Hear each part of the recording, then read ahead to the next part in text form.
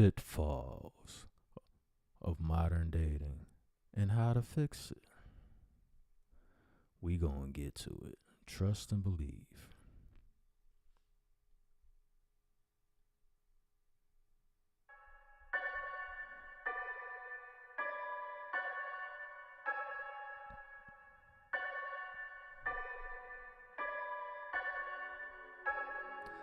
How women are ruining dating and relationships. This article is by the Good Men Project. Let's get it.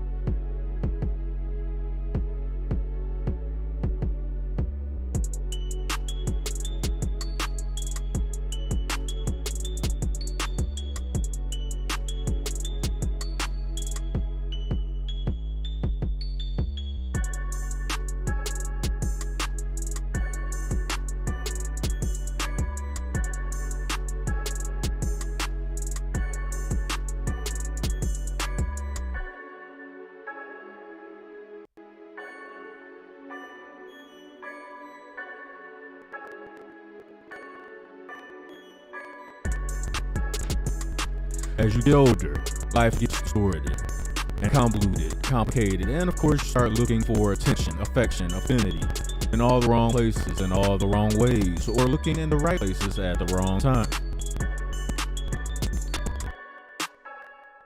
Recently, I wrote an article outlining how men are ruining dating. Some people loved it, some hated it.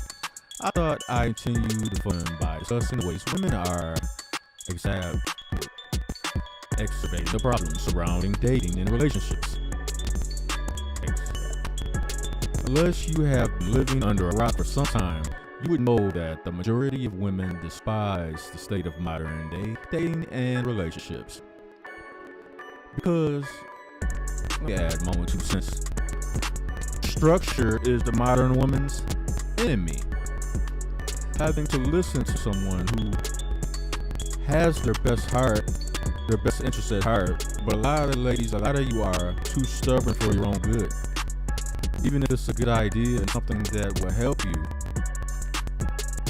and you can't help but act like children in a lot of ways. You have to acknowledge and accept that about yourself. You gotta be humble enough in order to come to a solution and a conclusion that you're gonna like.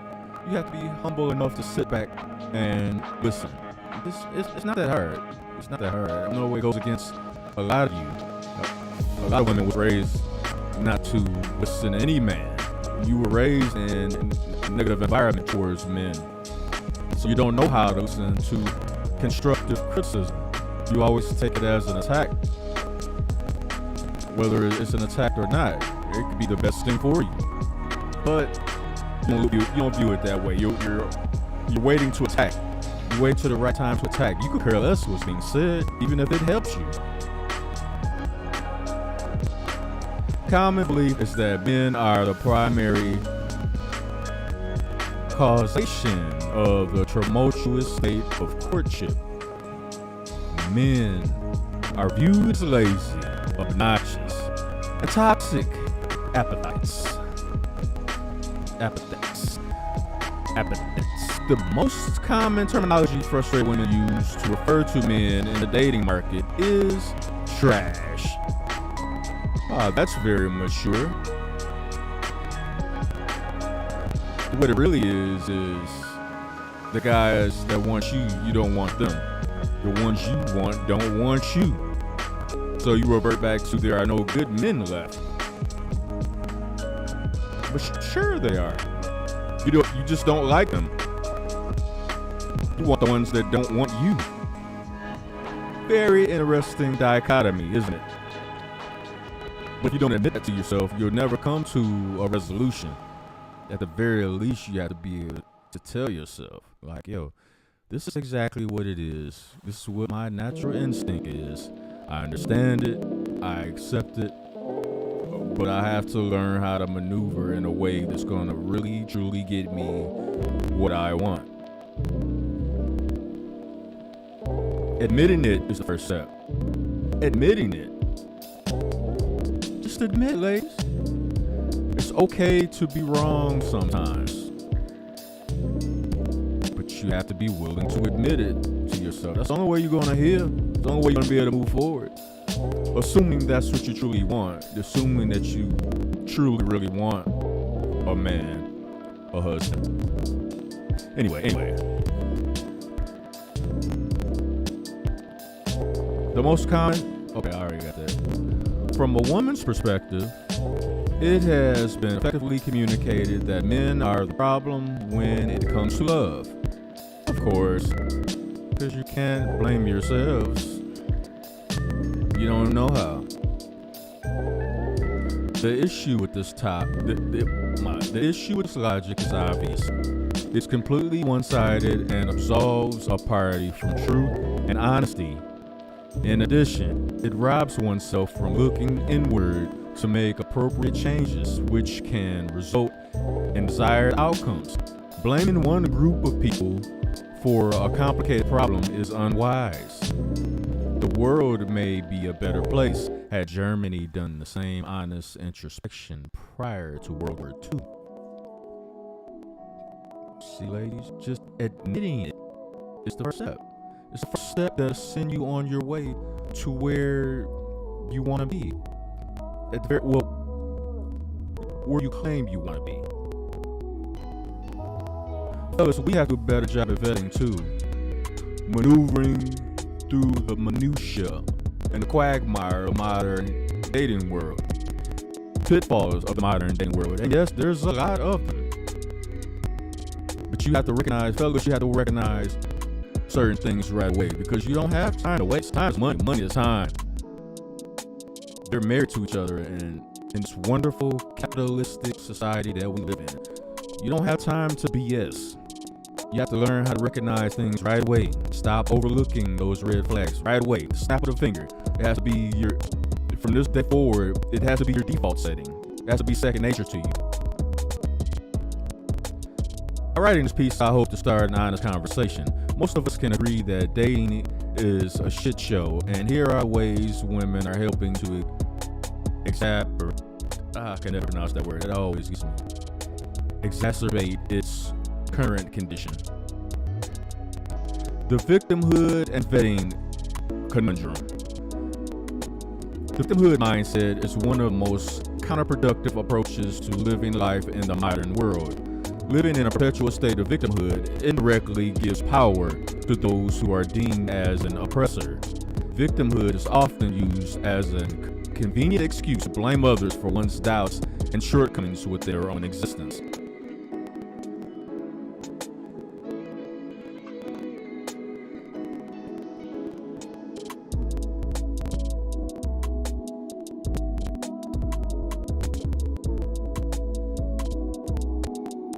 I find that many women use victimhood as a method to conveniently ignore their own involvement in a predicament. When it comes to women and dating, this is most apparent in the vetting process. Dating is a long-term investment that involves time, money, and energy. Money is hard to come by, and energy is difficult to use. Once time is used, it can never be retrieved. Therefore, it is the most important item in our lives. In addition, dating and relationships can have an impact on your mental and physical health.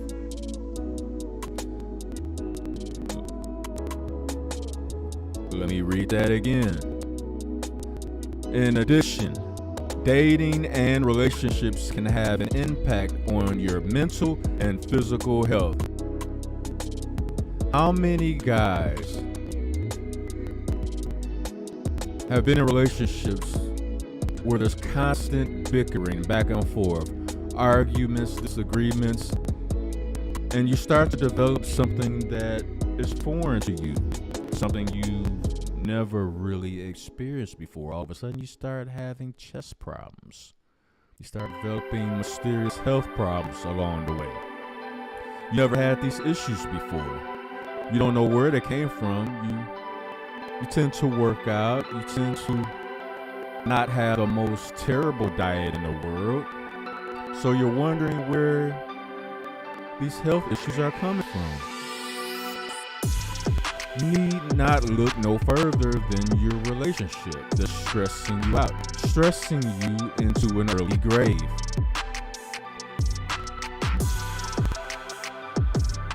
You cannot, with your discoveries, you'll also notice that out of nowhere, for no reason at all, now it's like second nature. It's so easy for you to develop headaches. Maybe even a migraine headache, and you've never had a problem with that before, but now you do, and you're wondering why is this happening to me? What's wrong with me? Where are these issues coming from? What's causing them? Look no further than the overly stressful relationship, and even in some cases marriages that you are engaged in.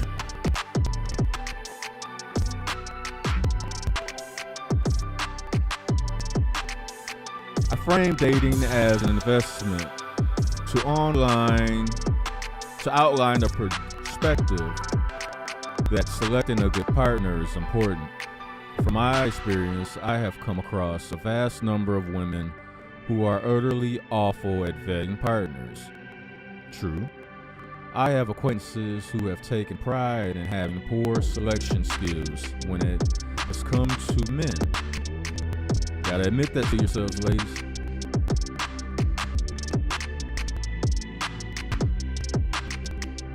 At times, it appears as though the more toxic the man is, the more favorable he becomes to a woman. Conversely, the more respectful and nice men behave, the less they are viewed as boyfriend material. Because at that point, it's just pure lust. That's all you're speaking to.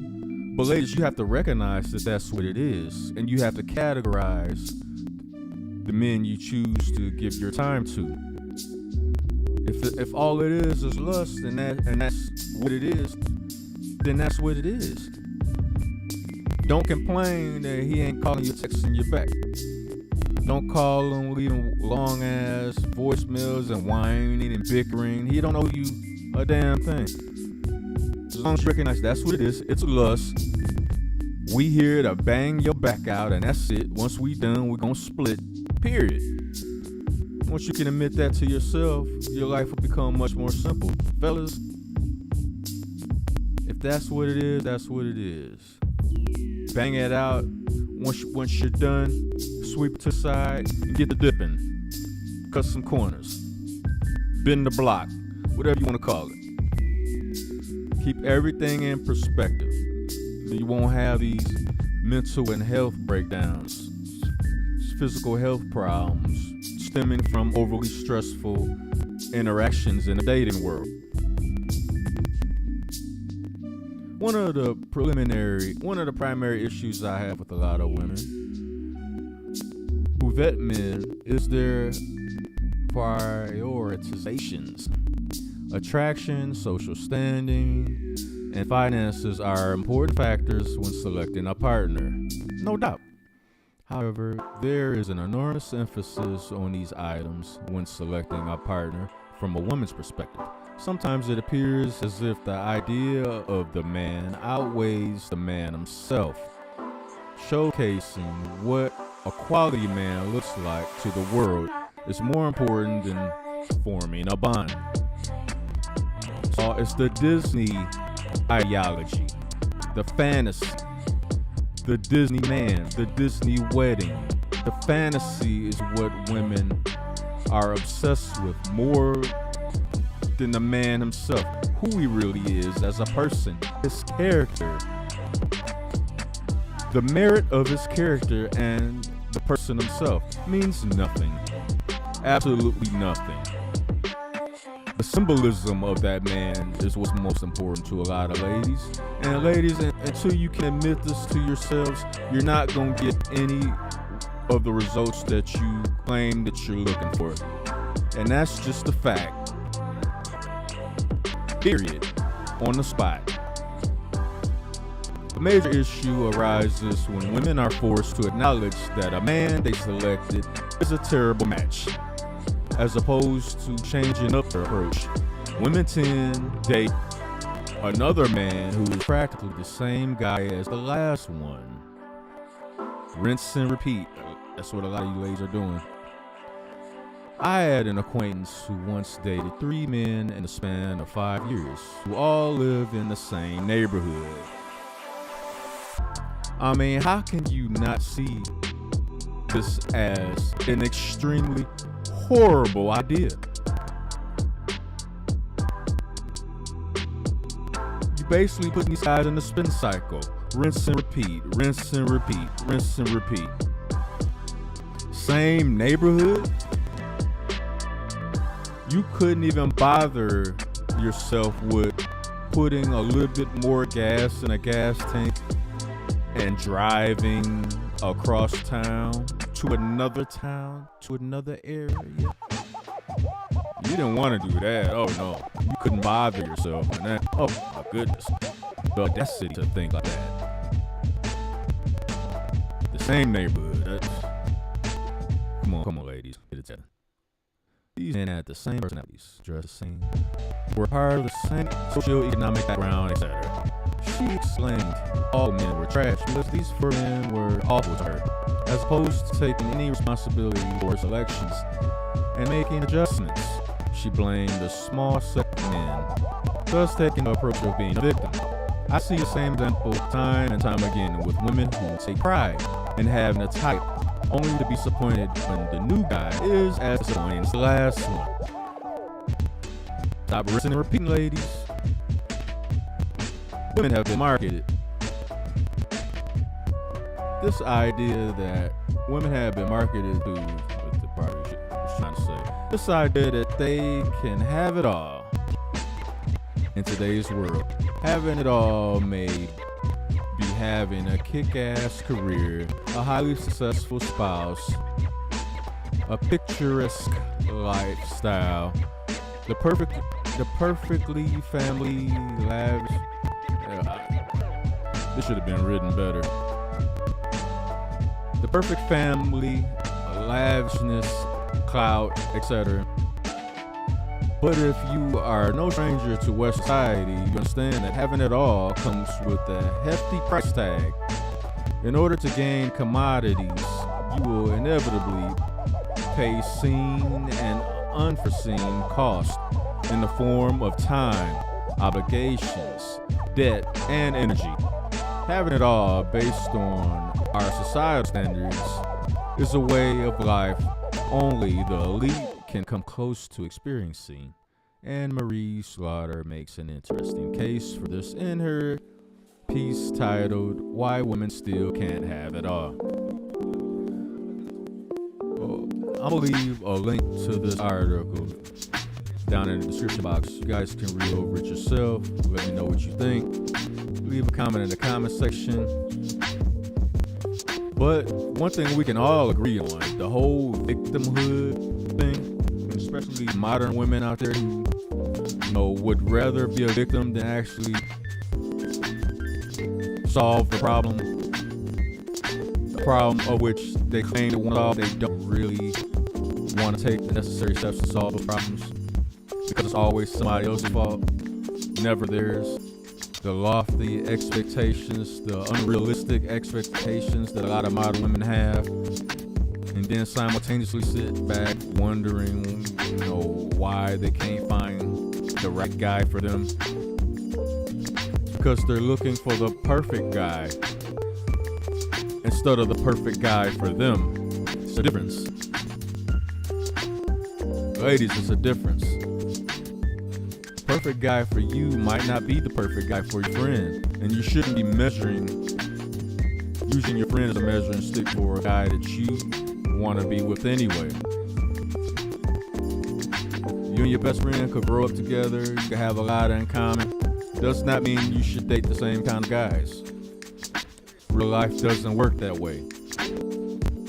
So anyway, I'll leave y'all at that. Catch y'all around the corner.